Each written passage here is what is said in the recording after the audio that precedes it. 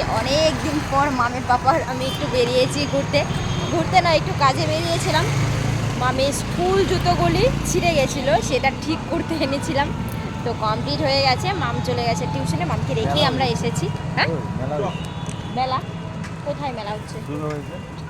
দুর্গাবাড়িতে মেলা হচ্ছে, যাবে মেলাতে? নিয়ে যাবে?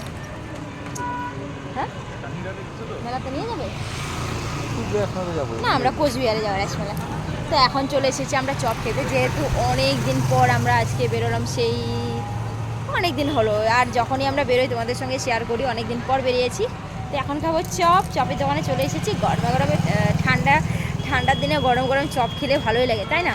তো এসেছি চপ খেতে। চলো চপ খেয়ে দে, তারপরে মামের জন্য প্যাকিং করে নিয়ে যাবো, কারণ মাম রয়েছে এখন টিউশনে।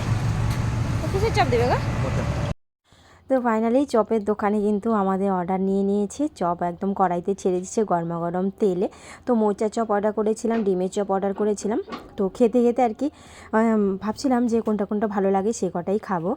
তো মোচার চপ অলরেডি হয়ে গেছে ভাজা, মামা বাবাকে দিয়ে দিল, আর আমারটা আমার হাতে চলে এসেছে। তো এই তো আমার হাতে চলে এলো। এদিকে দেখো চাটনি দিয়েছে, স্যালাড দিয়েছে, দারুণ খেলাম চপটা সবাই মিলে। কমপ্লিট করে আমরা চলে এসেছি আমিনাতে মামের জন্য রোল নেব বলে। তো তোমাদের বলেছিলাম মামের জন্য রোল নিয়ে যাব, সেজন্যই এসেছি এখানে রোল নিতে। বিরিয়ানিটা মামের ফেভারিট, কিন্তু বিরিয়ানি আজকে আর নেবো না।